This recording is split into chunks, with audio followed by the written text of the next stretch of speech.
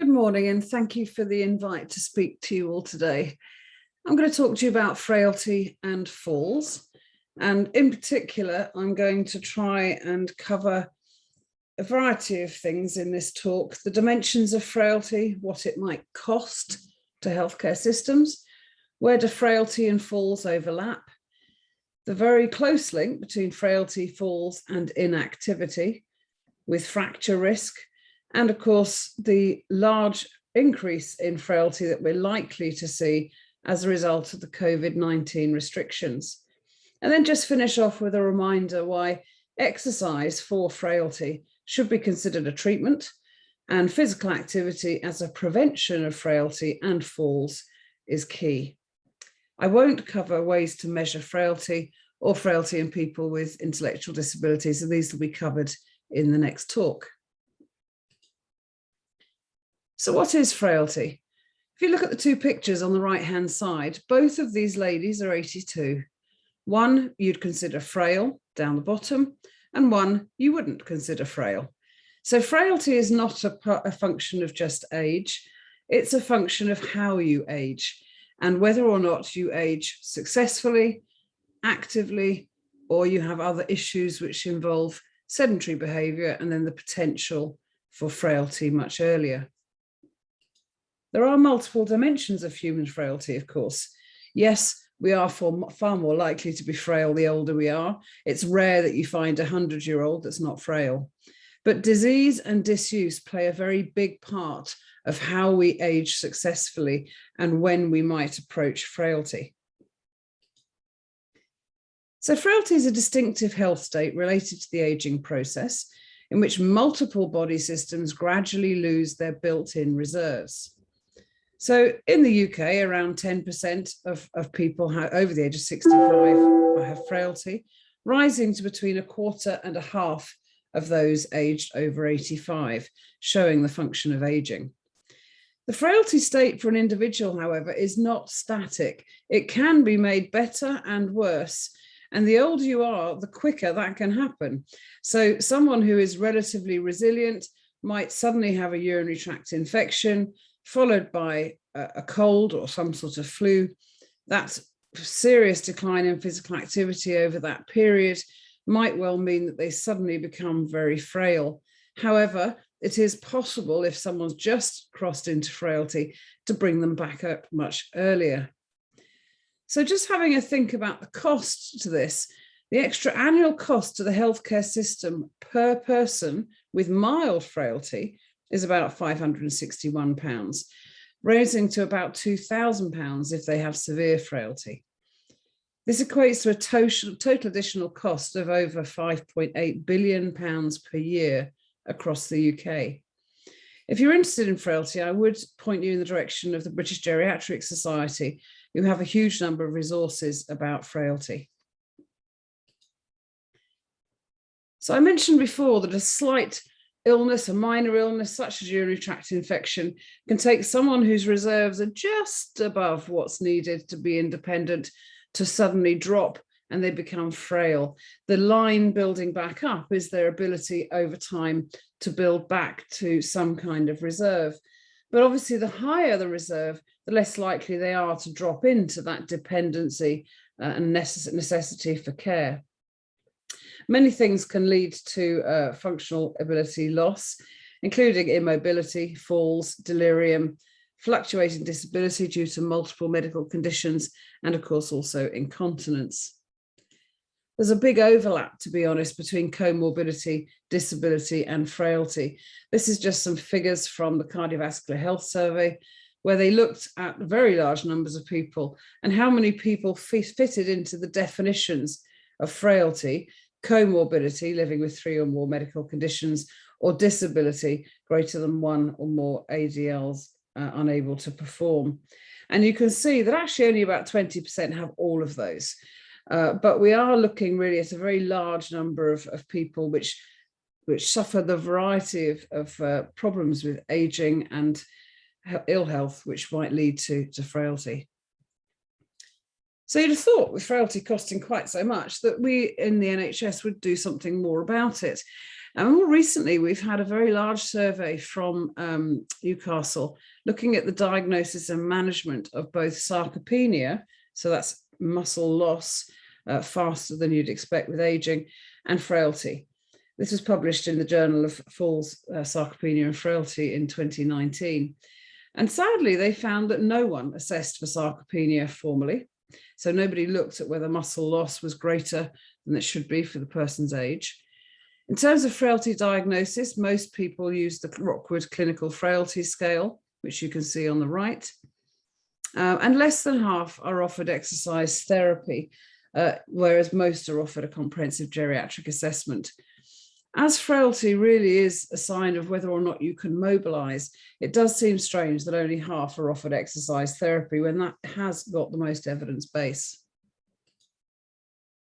So what does frailty cost? I mentioned it costs quite a lot. Here's an example. If somebody goes into an orthopedic unit in hospital and they are classed as either low frailty, intermediate, or high, you can see the huge difference in length of stay. So total length of stay in an orthopedic unit for someone with mild frailty might be up to 20 days, but up to 70 in people with severe frailty or high frailty. This, of course, is more of a function of whether you can get them home with a care package or into a care home environment. But sadly, it just shows that people who are frail are complex and have complex needs. And of course, every time we go into hospital, we see a loss of function. All of us, all humans that go into hospital, move less when we're in hospital than we do at home. Now, some of that is a function of the ill health and the reason we've gone in, but certainly not always. For example, we had a patient once who was wearing a monitor, an activity monitor, and broke her wrist. She went into hospital for 2 days, and in those 2 days, her activity halved. And it took nearly a month for her physical activity to rise again to the level it was pre the wrist fracture. And this was just a wrist fracture, not a hip fracture. So 47% of patients over the age of 60 are at risk of functional decline during hospitalization. And the key things which denote those people most at risk of big functional declines in that hospital stay are those who have 4 or more risk factors, including requiring home care, history of falls, polypharmacy, weight loss, or psychiatric symptoms. And these, of course, again, is a marker of frailty with multiple things going on. The use of a walker is associated with nearly a 3-fold risk of decline in ADL function at the time of hospital discharge. And we know that prolonged bed rest in hospital does lead to a reduction in physical activity on discharge and increases fear of falling. So that hospital stay could have a step change in the frailty level of the person when they leave. To give you an example of how inactive people are in hospital, this is some data from a PhD student of mine who is looking at multiple reviews of movement and step counts in hospital settings, a large systematic review. And as you can see, the active time in standing over a 24-hour period for those over the age of 65 is only 6.6% of the day. There are different ways of measuring, but if you look at step count, they're only doing about 880 steps a day. Now, if you consider we want to be looking at more like 4,000 to 6,000 for an over 65-year-old to promote health, we are absolutely nowhere near that. And in those studies that have measured physical activity, we see a decline in physical function measured by Bartell, the functional independence measure, and quadriceps force. We know sedentary behaviour has health risks. This is a variety of reviews which came out of the Seniors USP programme, a medical research council programme funded at Glasgow Caledonian University.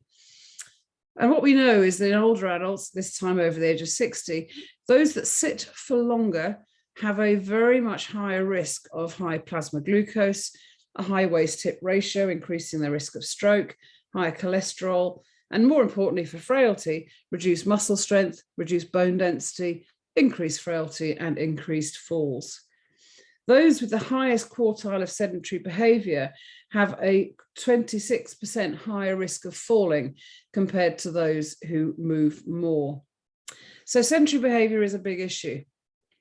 And we know that if people are frailer, they will fall more because they haven't got the reserve to pick the toes up to catch a trip from becoming a fall. And we know that frailty will increase fracture risk. Fracture risk scores which exist in practice, for example, FRAX, which you can do online yourself or your GP can do, will underestimate the risk in frailer older people. And that's mostly because FRAX doesn't ask any questions about falls or frailty. Interestingly, we know that a low one-leg stand time is associated with an increased risk of incident fractures. This is a very large study in Sweden. We also know that one-leg stand under 10 seconds is associated with an increased risk of incident hip fracture, threefold, major osteoporotic fracture, or any non-vertebral fracture. And one-leg stand time is also a strong predictor of falls. So frailty, if you are just considering whether a person can simply stand on one leg, is very strongly associated with both falls and fractures.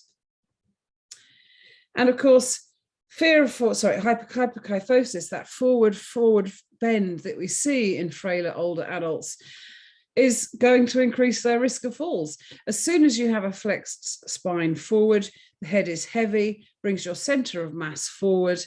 And we know the hyperkyphosis is present in 15% of older people. In the oldest quartile, age 77 and over, that flexed spine was associated with a higher risk of falls, at least 1.5 times a higher risk, although the change in angle was not associated. So it doesn't matter how far flexed forward you are, a little bit of flexion forward is going to affect your ability to stay upright if you trip.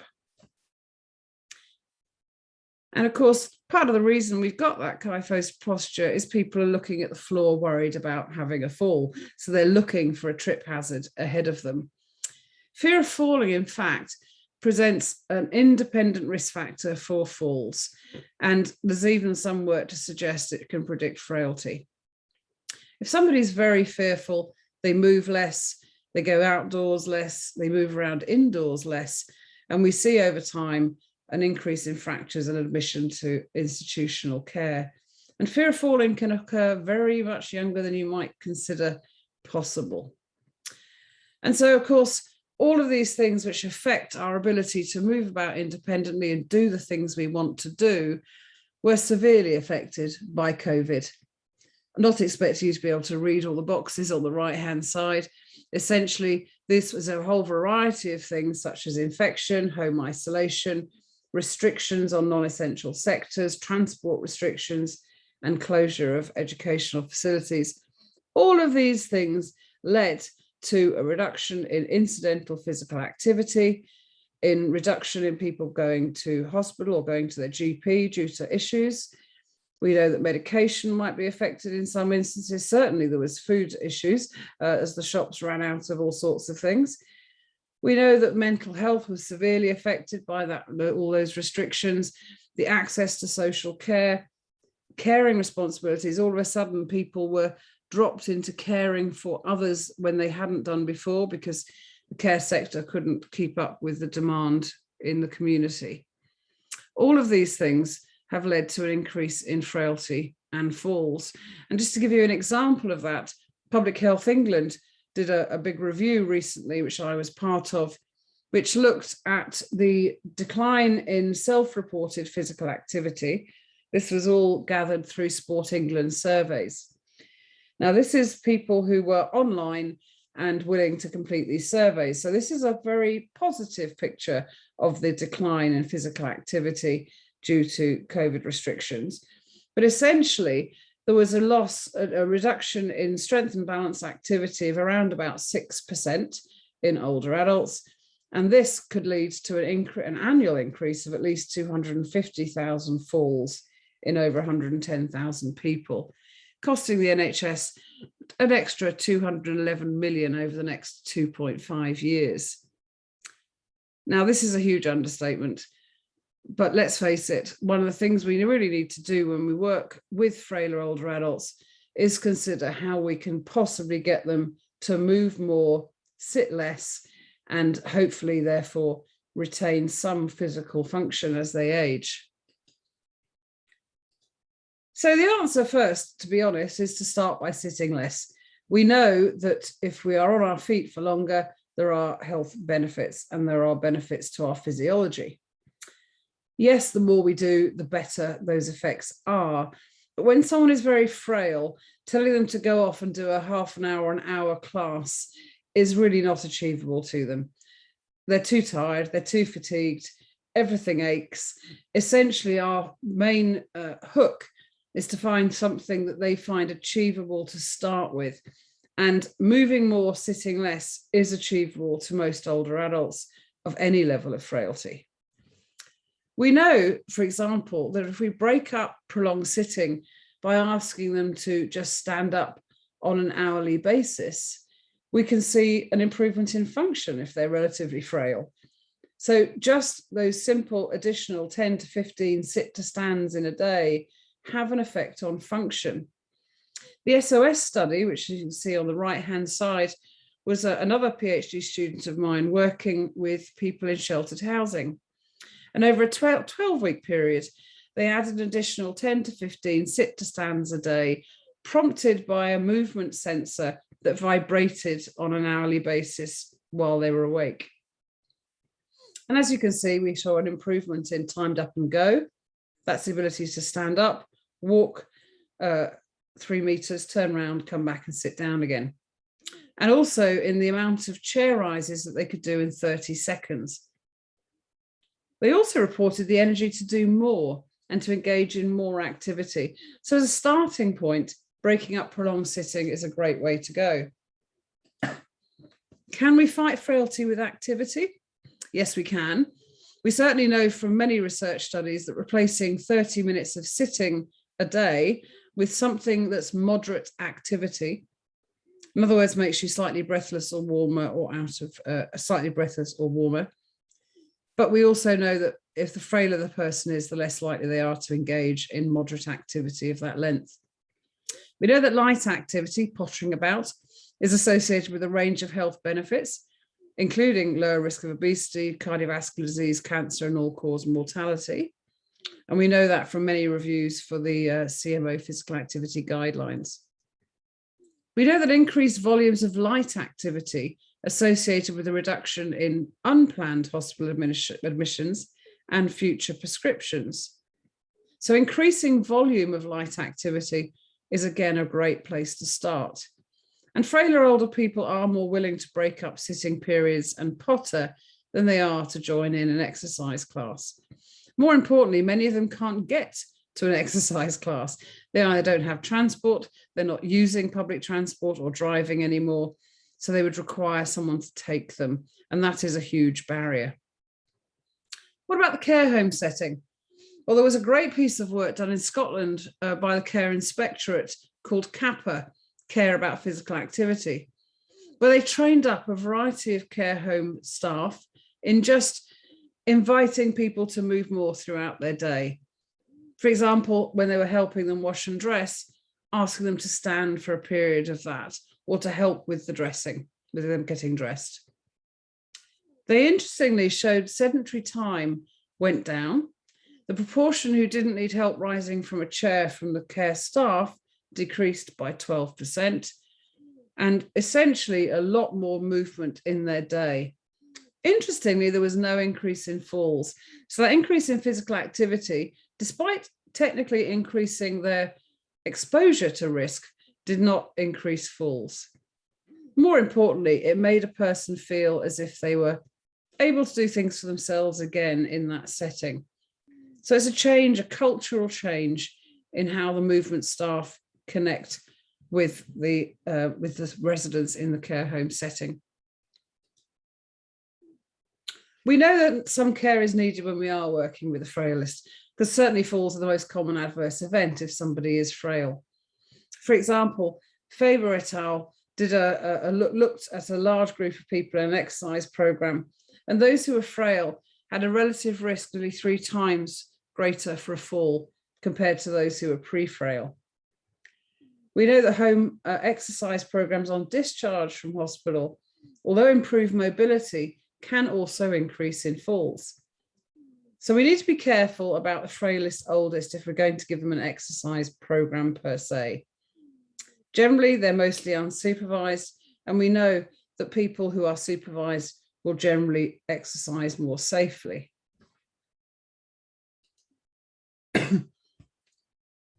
At no point really is exercise unsafe. We do know that the risks vastly outweigh the benefits, but we perhaps need to think about supervised exercise in the frailest, oldest adults, those with multiple comorbidities. And we know that in condition-specific cases, such as stroke, vertebral fracture, Parkinson's, cardiac rehab, we need supervised exercise for both effectiveness as well as safety. In this instance, exercise should be treated as a drug. You wouldn't give aspirin just for a few weeks for reduction of stroke. You would do it for life. So we know that that program needs to be effective in the short term. It needs to train people to understand the necessity of carrying on when they leave or discharge from that program, the importance of maintaining physical activity post-discharge from exercise. We know that the effects will discontinue if someone stops, and therefore it's really important to engage people in physical literacy to understand what strength training is, what balance training is, how the body should feel, and the benefits associated with that. The good news is it's never too late. It really is never too late. This is just a series of studies, all with over 90s or frailer older adults. And for example, we know that a 12-week strength training program in care home residents over the age of 90 doubled their leg strength. Study that I was involved in many years ago, where we rejuvenated 20 years of lost strength in just 12 weeks of seated strength training in over 75s. And the functional exercise training, high intensity functional exercise training in care home residents with dementia, a 12-week program improves strength, balance, and activities of daily living. The important thing is that in all these studies, they started at low intensity, got the form and technique right first, and then built on the gains 2 to 3 times a week in classes or in supervised sessions, concentrating on strength and balance and managing fatigue. Enjoyment is the key to maintenance, but it's also a feeling that things are changing and improving. So what about falls prevention? Well, the most recent Cochrane review suggests that exercise, structured exercise, can reduce the rate of falls. It can reduce the number of people experiencing one or more falls. It may reduce fall-related fractures, may reduce falls requiring medical attention, but it doesn't improve necessarily quality of life. But not all exercise is the same, and that's important. We know from this review that dancing, for example, or pure strength training doesn't reduce falls. We do know that functional exercise, exercise that challenges balance and a decent dose, in other words, not just a 6-week program, then we can see an effect. So there are key things when we want to aim at reducing falls that we need to do with structured exercise training. Now, the highly challenging balance training of more than 3 hours per week is difficult to achieve, especially if you're frail. So you have to build up to these sorts of things slowly with someone if they are frail. But generally, classes followed by prompts to do home exercises in between the classes, and that dose can potentially be reached.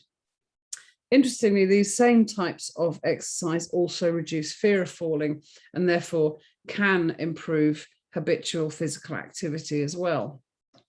One such example is the FAME program, which looked at a variety of randomized controlled trials looking at the falls management exercise program in the UK.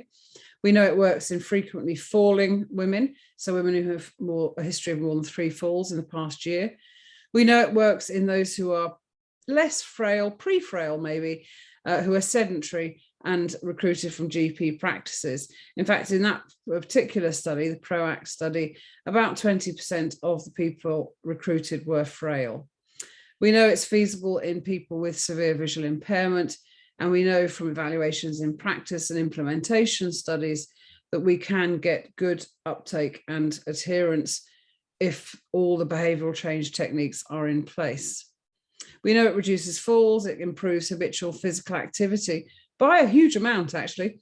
Depending on which study you look at, 105 to 170 additional minutes of moderate activity done a week outside of the classes.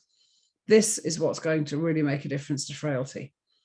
It improves physical function and confidence, reduces fear, regains the skill to get up off the floor, and is cost effective. Interesting that it's still not implemented as well as it should be. Most programs in full services across the UK are 12 weeks or less. And yet we know that a 6-month program is what's needed to be effective and to change behavior. We know that exercise program is not just a set of exercises. It's all about how you engage participants. It's goal setting, self-monitoring, overcoming those obstacles. Everybody lapses or maybe even relapses, but can you bring them back in? That phone call, if they've not been in there for a couple of weeks, they might feel they might not be able to keep up. You as an instructor can encourage them back in. Educating the participant in what muscles feel like when they're strong, when they're strengthening. That shake, that warmth, that tension is important. Knowing that you need to feel wobbly to improve balance. So hanging on to everything is not going to help. Highlighting all those successes and providing support. All of these things are key to whether a program actually works. So how do we find the people that need to come into these programs? Well, one example of that is the Functional Fitness MOT, which was designed at Glasgow Caledonian University in conjunction with later life training. Pre-COVID, this was done as a face-to-face session where 9 different functional tests were performed. People were compared to normative data. Here, for example, you can see what's normal for a chair rise in men and women, what's normal for a one-leg stand. There is a decline with age, we know that. But if they're well below where they should be, i.e. in between those grey lines on the graph, then there needs to be a discussion about capability, opportunity, and motivation to be more active. Suggestions of local opportunities and online opportunities that might support that. Engagement with them to understand why each of these types of components of fitness are important.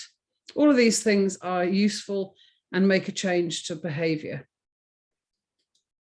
And during lockdown, later life training also worked on something called Make Movement Your Mission to try and reduce some of the deconditioning we knew would happen as a result of social restrictions. So we introduced Make Movement Your Mission on Facebook Live 3 times a day, 15-minute movement snacks each time, 8 a.m, noon and 4 p.m. Just to give you an example of the improvements which were reported back by the University of Manchester, currently doing some research on this. You can see huge improvements in general health, quality of life, reduced feelings of loneliness, more movement, most of them now meeting physical activity guidelines for strengthening on at least 2 days of the week, improvements in physical function. And you compare that on the right to a couple of surveys which were looked at across the UK, where they found that most people in that lockdown period had less energy, were less steady on their feet and couldn't walk as far. Many of them reported loneliness and certainly reported less physical activity. So that 15-minute, 3 times a day movement prompt on Facebook, 7 days a week, made a huge difference to those people that engaged. And I would say this was pottering. This was certainly not exercise. So let's help people be more resilient. We need to identify locally which older adults have frailty and support an increased physical activity. We need to find opportunities, local opportunities that are of interest to them, that might link in with their previous preferences and experiences of activity. We need to promote and increase the availability of strength and balance for all older adults. We need to think about a gradual increase in activity in order to reduce the risk of falls and enable a safe and confident participation. But for those who have obvious functional loss, are transitioning towards frailty or fear, avoiding activity due to fear of falling, these people need to go to appropriate rehabilitation services, ones which are multidisciplinary and community-based, and which include evidence-based exercise programs. So in conclusion, not all fallers are frail. Not all people living with frailty are fallers. But the key to managing and living with both is being as active as possible. We need to sit less, move more for those living with the most frailty. We need to consider strength and balance as a key indicator, as well as a key intervention. And we need to think of exercise as treatment in those with a high risk of falls or frailty. Thank you.